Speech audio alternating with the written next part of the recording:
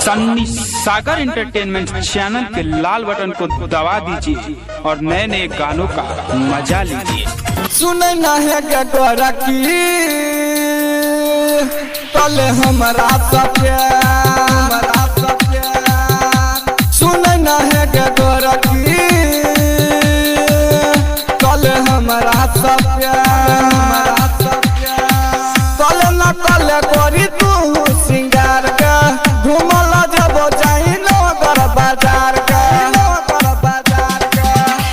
सुने ना है क्या गोरा की कल हमारा प्यार, सुने ना है क्या गोरा की कल हमारा प्यार।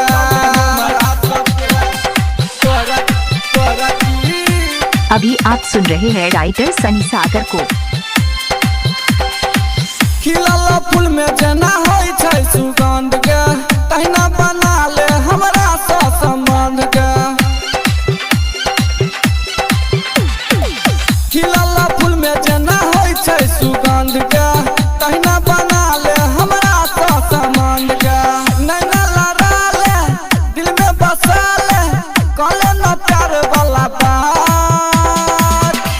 सुनै न है क्या गोरा की कल हमारा प्यार, सुनै न है क्या गोरा की कल हमारा प्यार। अभी आप सुन रहे हैं राइटर सनी सागर को। अभी आप सुन रहे हैं राइटर सनी सागर को।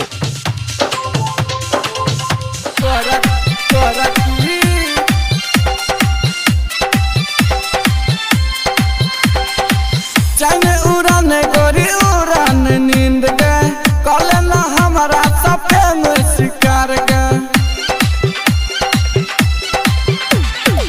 चाहे उड़ान गोरी उड़ान नींद गए हमारा सकल तू प्रेम शिकार गए, सुनेंगे गोरी तू छुपे चोरी कल न हमारा प्यार, सुने न है क्या गोरा की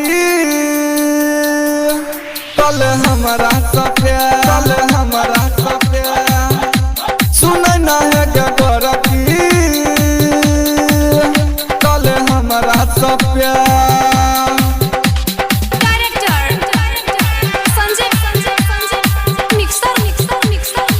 सिंगर रहमान क्या सुन ले पुकार का तोरे ला राइटर सनी छो कुमार का, गायक रहमान क्या सुन ले पुकार का तोरे ला राइटर सनी छो कुमार का, बाजा बजा ले शादी रचा ले कहले ना बात विचार, सुने ना है क्या गोरा की कल हमारा प्यार, सुने ना है क्या गोरा की